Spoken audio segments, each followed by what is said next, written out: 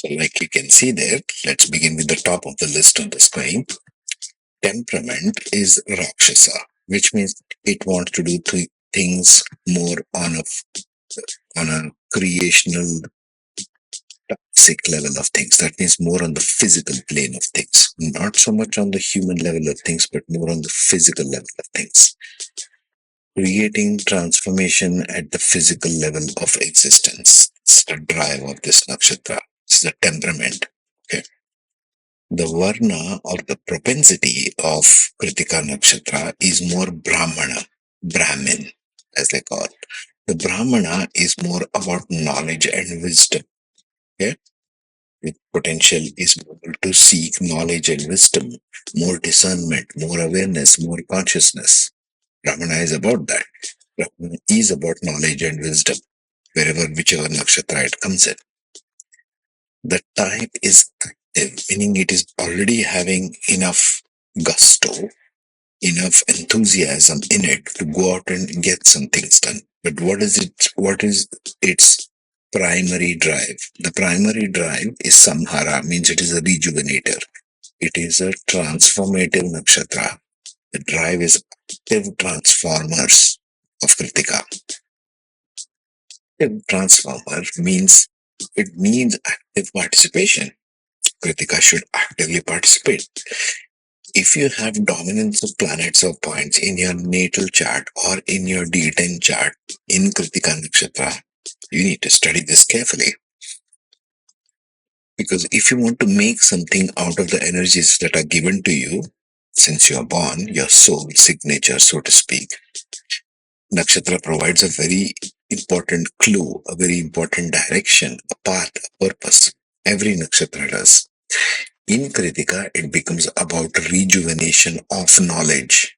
It's a Brahmana Varna. See, potential of this nakshatra itself by default is Brahmin. The Lord is Taurus, mostly in Taurus, not the first pada.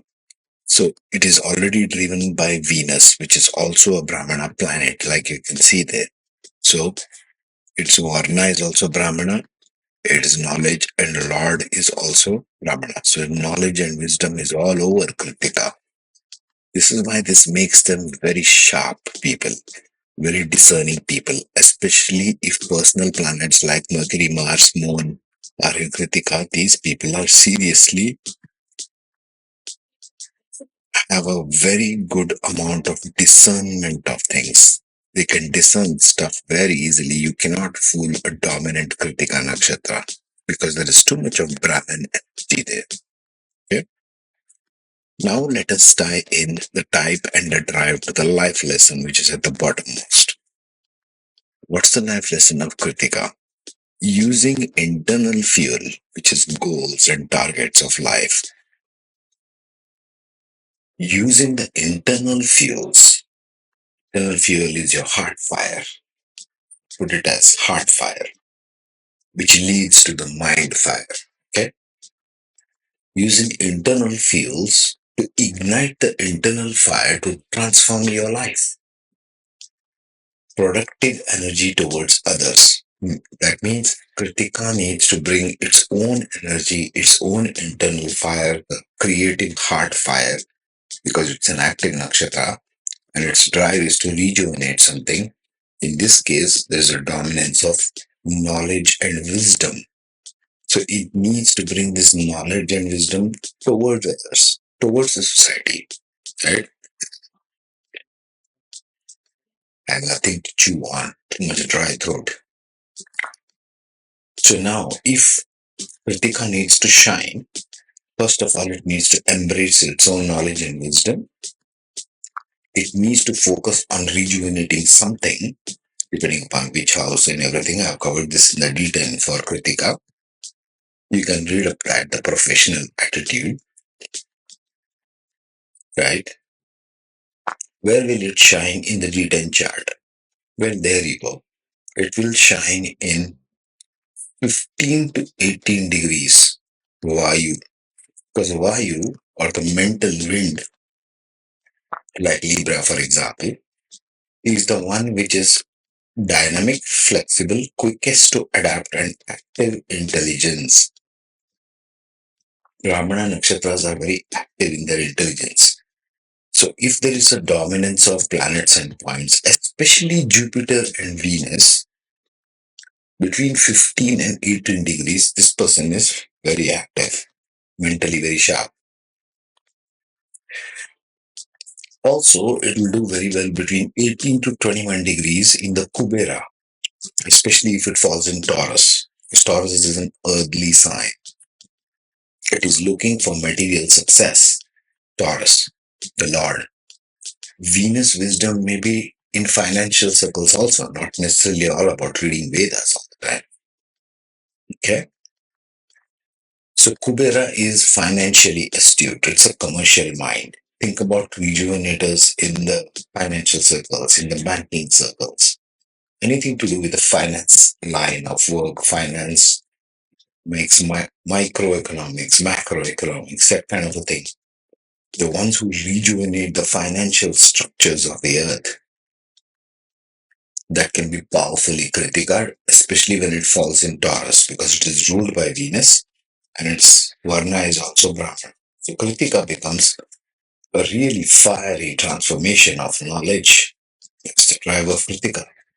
Just summarized it in one line. Fiery transformation of creative knowledge because Venus is creative, aesthetic. How does this benefit others?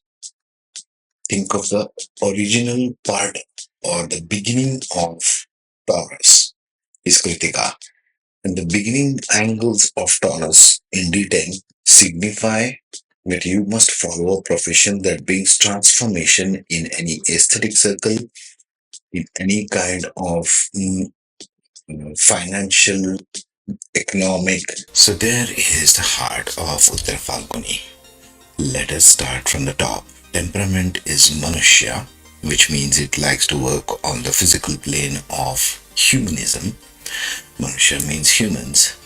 In Sanskrit, the Varna or the propensity is Kshatriya. That means it is warrior-like. That means it loves power, leadership, politics, that kind of a thing. In the modern day parlance. So the propensity is Kshatriya. That means it has got an active drive buried inside it.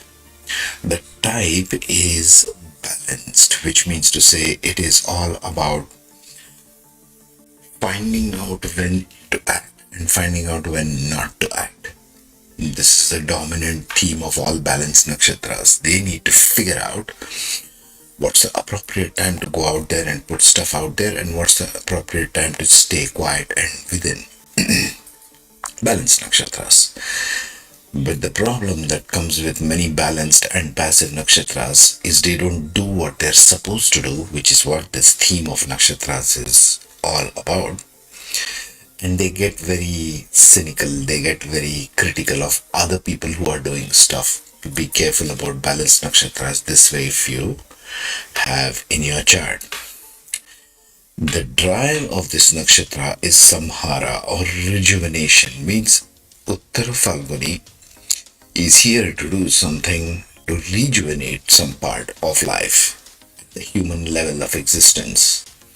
Temperament Manushya, Varna is Kshatriya, means it must go out and do stuff. Type is balance, means it must find out when it is right time to act and when it is time to keep quiet.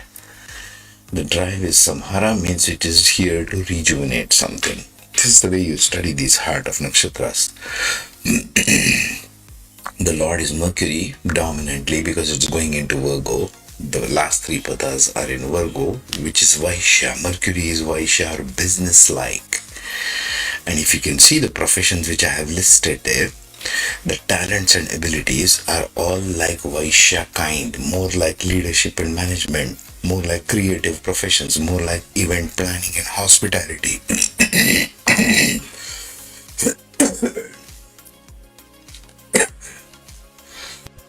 You can see all of the professional kind of listing: human resources and counseling, legal and advocacy. See the rejuvenation factor, advocacy of any cause, resolving conflicts, legal and judiciary. It's all about rejuvenating something. somebody is having an issue with you, if they are filing a legal case, right? Litigation. Entrepreneurship and business, very business-like nakshatra because it is ruled by Mercury mostly.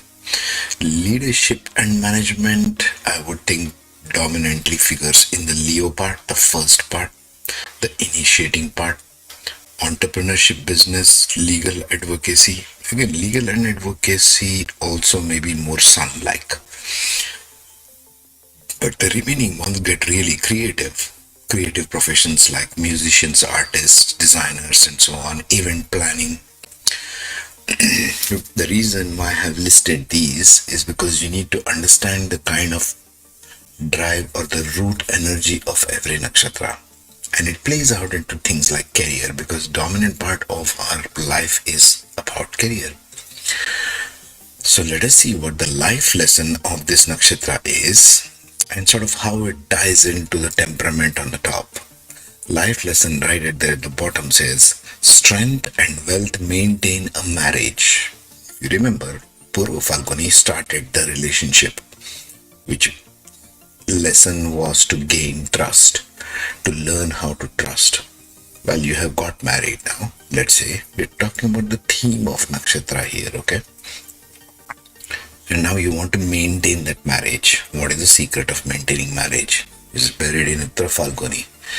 Strength and wealth. You need both. You need strength, your inner strength, okay? Strength of the heart, so to speak. And the wealth also. You need physical wealth to maintain a marriage. And it is ruled by Mercury. It is ruled by a Vaishya planet, right?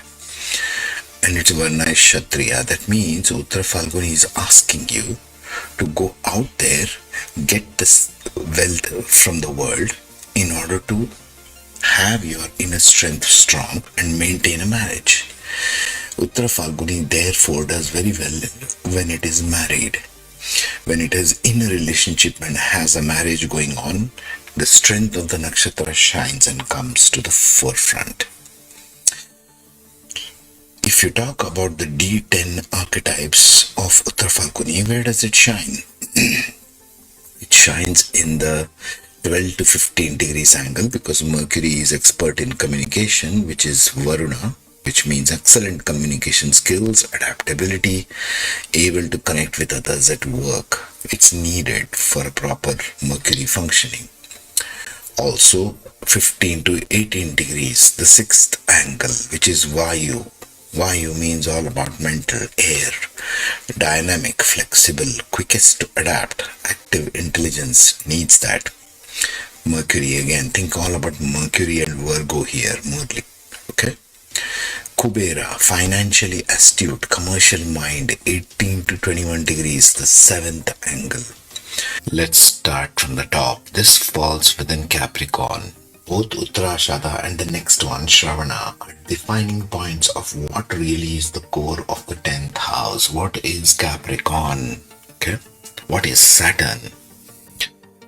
Temperament is Manushya, meaning it is working at the human plane, right at the top. Always start at the top. Right at the top, you see, temperament is Manushya. All Manushya Ganas, meaning all Uttara Purva series are all Manushya Ganas. Think about that for just a minute. Why? Because these Uttara Purva series, Uttara Phalguni, Purva Phalguni, Uttara Bhadrapada, Purva Bhadrapada, Uttara Ashadha, Purva Ashadha. This Uttara Purva business is all about Manushya Ganas. So they are all working at the human level. Their mental plane, their thread of operating on the mental plane is at the human level of things, which is needed, of course. So the temperament of Uttara Ashadha is Manushya.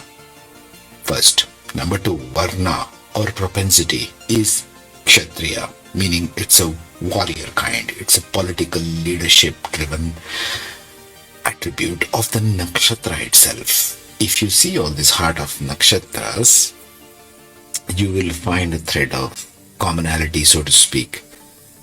The Varna of the nakshatra or the propensity of nakshatra is one aspect. The Lord of the nakshatra and the Lord's propensity is another aspect. You got to blend in both. It's not one thing at the exclusion of another thing. In Vedic astrology, it never is. You got to see the totality of the meaning.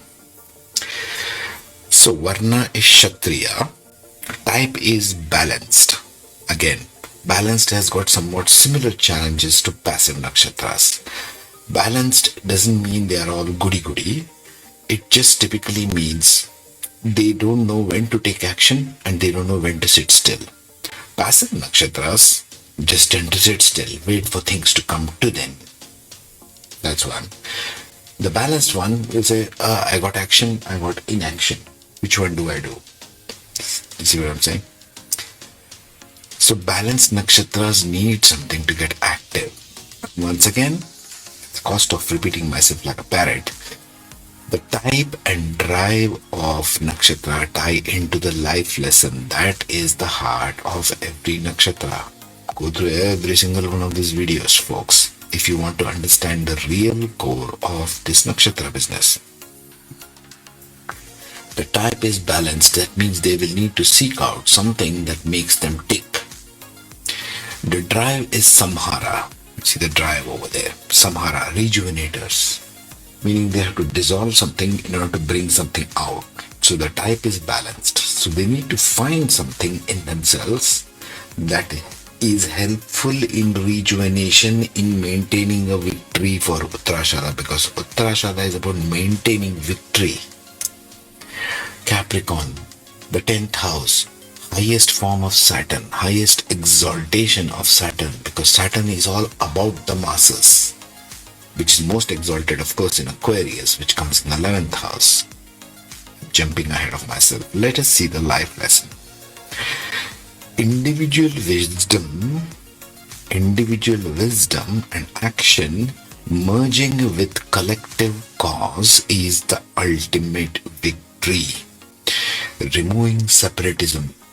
This is the heart of Uttara Ashadha Nakshatra. It needs to remove separatism which exists in the human collective, in the human society, through work, through a kind of leadership and power, because its Varna is Kshatriya. It is interested in leading the masses. See there? Right off 10th house, leading the masses. Let us just jump to the D10 for a second there. What happens in D10? Because it is a temperament is Kshatriya and it is rejuvenation, it will do very well in the 4th angle in D10 chart, 9 to 12 degrees, competitive spirit, drive to succeed, ambitious, change makers to traditional ways of work. It will do very well there. It will also do well in the 3rd angle, which is 6 to 9 degrees, Yama, discipline, strong sense of responsibility, adherence to ethics and morality at work. Adherence to ethics and morality. Right off the bat, if you are well versed with the Saturn qualities, you know that 3rd angle and the 4th angle both are about Saturnian qualities. It wants to do the right thing. Saturn will not participate with you properly if you do not do your daily work, if you're not being righteous. Doing the right thing is Saturn's quality 101. It can appreciate if you appreciate the servant class, the working class, the masses. Those are the ones really running the planet. Not some CEOs or some hedge fund managers with billions in their bank account.